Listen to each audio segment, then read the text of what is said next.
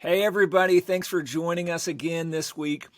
This week, I am blessed to have a great guest sit with me to learn about him, his family, his mission, and his ministry. I have Trey Brooks from Equip to Engage. Trey, thank you for being with us this week. Thanks for joining us, buddy. Yeah, I'm happy to be here. Yeah, so start us off at the top. Tell me, we're a family ministry, so tell me all about your family members, ages, how long have you been married? Hit me with the facts. All right. Well, my wife and I, Candace, we have been married for almost 17 years. We met while we actually grew up in the same area and going to church functions together, and then began dating during college while we were in Oklahoma City. And we have been in ministry right after college. We went into ministry serving in the local church. We have three kids. Sophia is 12, Levi is 9, and Noel is 6. And Okay. we do what we do. Equipped to Engage is something we all do. Okay. Well, so tell me about that. What is equipped to engage, and how does the Brooks family play into that? Tell me more. So Equipped to Engage is uh, the ministry, a 501c3 that we felt God was calling us to create. And our call, Equipped to Engage's call, is to serve local children's leaders. And so we felt that God was calling us to sell our stuff, sell our home 6 years ago, and to hit the road. An important part of when God was calling us to do this is we didn't want this to be something that we did, Candace and I, Hmm. and apart from who our family was. We knew that this would require a lot of travel, and that's why we went the route of selling stuff and going full time as a family on the road. We also had a formational pastor in our life um, who served as a family with his family. Mm. And he told us early on, before we ever had kids, actually, that serving in ministry is something your family is called to do. So make sure that when you're doing this, that you include your kids and that they know that this is something they do. So if you were to talk to my kids, even my 6-year-old, and you say, "What do you do?" she would say, "We do Equip to Engage. We do these events because this is what we do as a family." That's so fantastic, man. I think so many families need exactly what you're talking about, and that is an activity. Yes, God called you to ministry, but they need a mission and a passion as a family that you guys are working through. Explain more about that. You had a formational pastor. What does that mean? So one of our first lead pastors. I served as a children's pastor up in Indiana, and that lead pastor really shaped us, our understanding of what a pastor does, not just the academic side. We had come through university and seminary, but what does that look like on the practical side? And so he just really taught us a ton of extra, uh, lots of things you need to know in ministry that you don't necessarily learn on the academic side. And so really just shaped who we are and set that example as well for us. What a blessing to have somebody who's so invested in your life and in the life of your family that you could follow their leadership, that you Mm-hmm. could, and it sounds like he lived it out himself. I have these little dad quotes a little calendar that sits next to my sink in the morning, and I flip it every day, and every day I've gone through it probably 7, 8, 9 times. And yesterday's, in fact, was exactly what this sounds like is the quote, and I cannot remember who said it, but he said, "My dad never told me how to live. He lived and let me watch him do it." Mm-hmm. And that's what it sounds like this pastor was to you, is somebody who lived it out, somebody who showed the way and kind of took you under their wing and poured into you. And that's what we all need. Yeah, it was a huge blessing. While we were preparing for ministry, um, we prayed that God would send us a lead pastor we could learn from. Mm. And that's for 5 years we were under his leadership, and it was the whole pastoral staff there at that church really invested in us as young leaders, and so we're super thankful for that. Oh, that's awesome. That's praise God for that. Praise God for that. Okay, so so if you had to boil it down to a couple sentences, what is the Brooks family all about? What are you guys all about? I think we're about being obedient to the call that God has placed in our life. The lifestyle we live is not easy. It's not easy to be full-time on the road with 3 people. When we started, I said earlier that we started 6 years ago, so that means we started with a 7-month-old, a 3-year-old, and a 6-year-old. I didn't put that together. I didn't Yeah. put that together. So we were carrying diapers and pack and plays and strollers. A little bit more. We travel about 50,000 miles, 35 states every year. And so it's not an easy lifestyle, but what we're about is doing what God has called us to do. And so one of my favorite passages, and my kids know this, is found in Deuteronomy chapter 6. It's the Shema. And I love the Shema, the whole passage, but also I love the word Shema. And the word Shema is a Hebrew word meaning hear and obey. Listen to, not just hear what's going on around, but pay attention to what you're being told, hear, and then it implies that there's action on what you have heard. And so that's what we're about. We're about hearing and obeying, and what God has called us to do right now is to serve children's leaders. And that means living an unconventional life. It means a lot of miles. It means not having a house. Who would think you would be able to live 6 years without a house? But here we are. God has provided. Who would think that during a pandemic, when all your events cancel, you would have a place to live? But God has provided. And so we're about hearing. We're about listening to God and then obeying what God has said. Oh man, so many questions in there. Like, okay, so a comment a couple years ago when I stepped out of the business world and moved into full-time ministry, I felt like the word God was giving me was also a Hebrew word, and it was amana.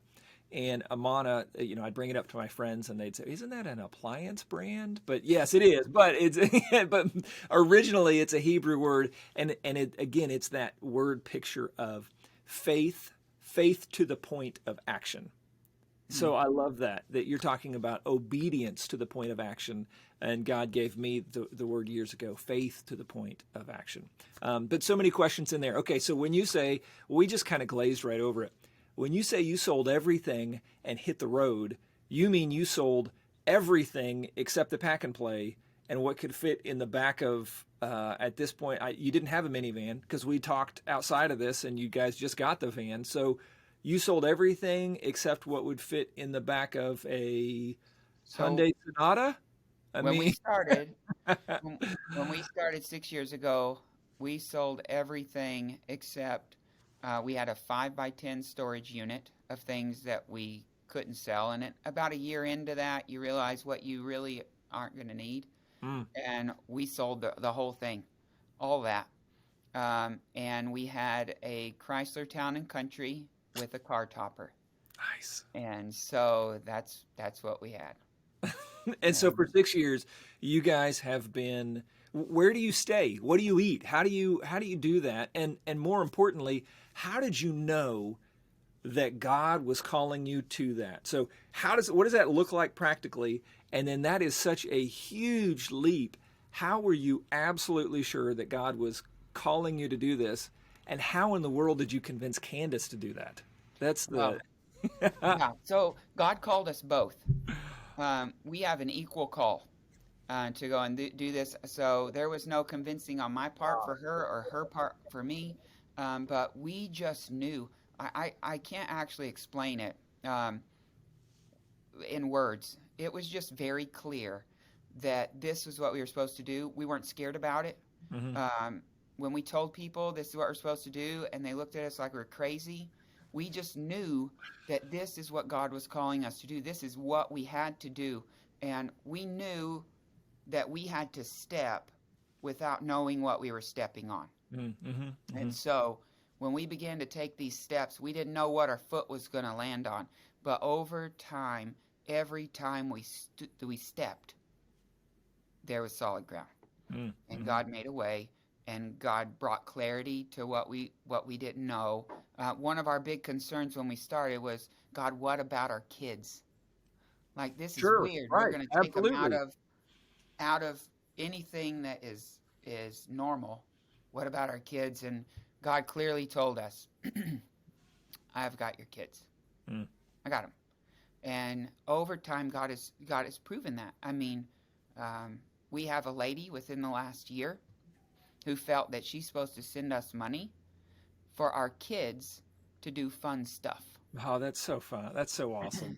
And That's, so that's great. so she sends us money, and God just says, I got your kids. I got them on the things that seem maybe shallow, right? Yep. This fun stuff thing, but I got them. And so we just knew,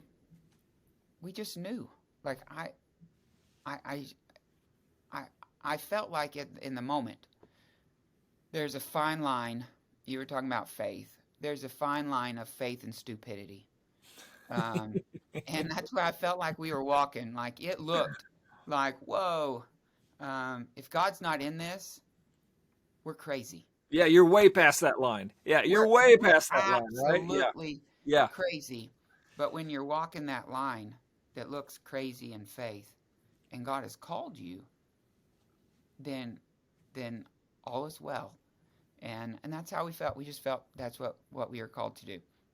Um, and what was the second part of your question? I don't remember now, but I mean, just tell me this. So that every time you talk, it brings up so many questions. Like, okay, living on the road, Mm-hmm, having a van full of stuff, and that's mm-hmm, it, and having your kids, you have to be crazy intentional about every single thing that you do, about eating, about quality time, about friendships, about traditions, about what you allow. I guess the trinkets you let the kids buy mm-hmm. every at every gas station that you stop at. Right? No, you can't have Yeah, that one. You can't. right. Nope. Nope. You only get one shoebox full of goodies. I mean, what do you do? Because you have to be crazy intentional.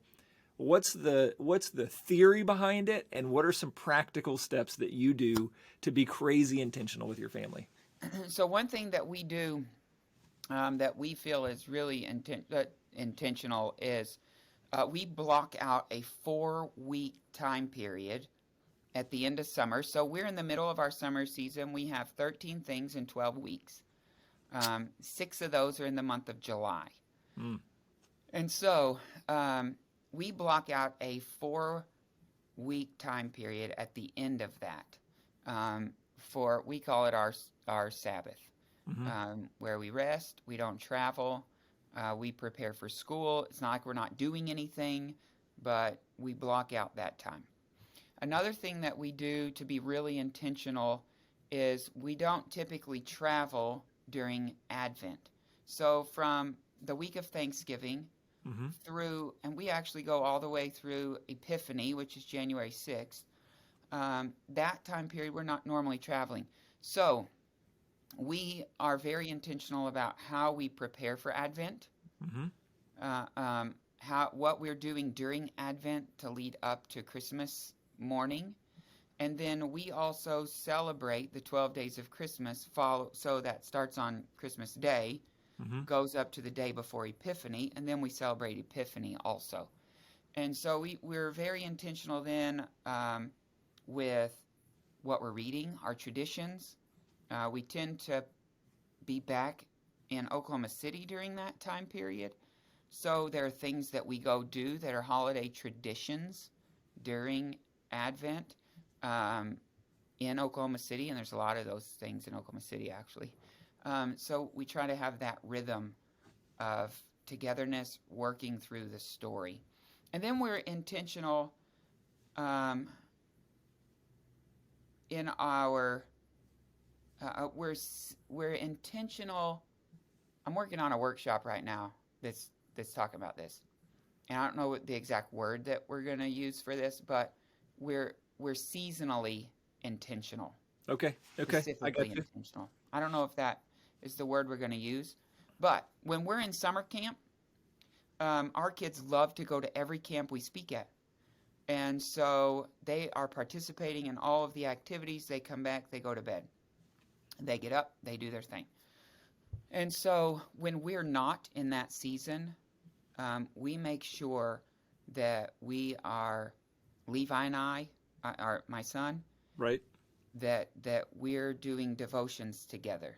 Mm-hmm. Um, Candace does the same thing with the girls. We could flip it up however, sometimes we switch that around, but that's Right. really Right. the Right. I rhythm that understand.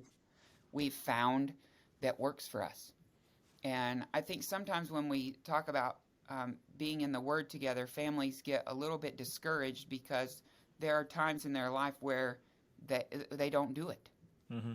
And so they never pick back up when they can do it. And Mm-hmm. I think what we have to do is be intentional all the time, right? We're always intentional. But what does that intentionality look like for different times of the year? And so that's part of what we do to be intentional with our kids.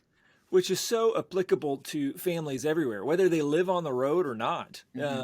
I think what you've said is real wisdom there of being intentional based on seasons of life. Because when, let's say, when you hit the road with a 7-month old, a 3-year old, and a 6-year old, that camp season looks completely different because you can't just your kids can't go and do camp at that time. Right.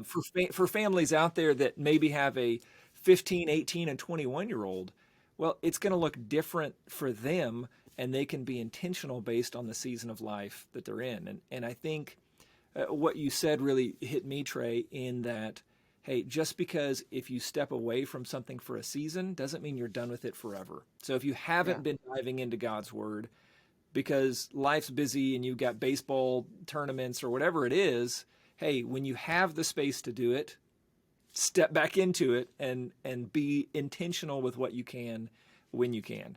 Well, and give yourself. I think we have to give ourselves a little bit of grace, Mm-hmm. and that our kids are being shaped in multiple ways. So Mm-hmm. if it is baseball, um, do your actions as a parent at the baseball field. Does that look like Jesus? I went to Well, watch my when I yell and scream and cuss at the other kid, it absolutely does. No. right.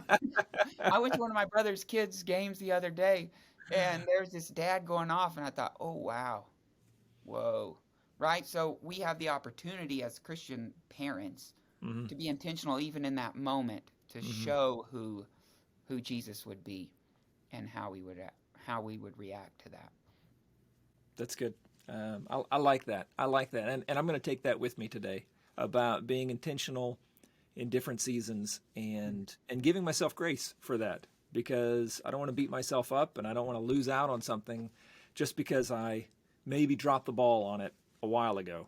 Yeah. Um, that's good. Okay, so tell me about the ministry. Let's dive more into Equip to Engage. You guys equip children's pastors around the country. Tell me more about that, and where do you hope or where do you see that God's going to take this in the next 5-10 years? What do you see? Yeah, so what we do is we work with area churches and host an equipping retreat. We call it an equipping retreat. It's kind of a hybrid. When you go to a conference, nothing wrong with conferences. I go to those. It's a lot of information download, right? You're Mm-hmm. going to workshops and they're just giving you a ton of stuff. And you go from one workshop to the next workshop to the next workshop. And I love it. Our equipping retreat is designed to be a hybrid between that and a spiritual retreat. So our schedule is slow. We have times of prayer built in. We have times of reflection built in, times to be poured into Mm-hmm. by others, ministry leaders, times to be encouraged by church leaders. And so that's the main thing that we do. During the pandemic, God has been amazing and increased what we offer to children's leaders, and we were able to reach during the pandemic. Before the pandemic, we reached 2 countries: the United States and Canada. Okay. During the pandemic, that increased to 6 countries, Oh, wow. Okay. and so that was pretty cool. So that is what Equipped to Engage is. Where we see ourselves in 5 or 10 years is really hard to answer. Um, I knew it would be. That's kind of why I asked it. yeah, Yeah. it's a really hard because if you would have told me 5 years ago when we had been at this a year that we would be where we are right now, I don't think my brain could have thought of that. Hmm. And so I don't really know where we're going to be. I know that God has already started to fill our schedule stays booked about a year in advance. Okay. And so right now we're booked almost 13 months in advance. And so we're going to do this another year. And You at least know what's going to happen 13 months from now, for right? You at 13 least know that. months from now, and I think God is going to bring new things into us. Again, our call is to just keep walking, Hmm. stepping where we don't know what we're stepping on, and trusting that God's got it.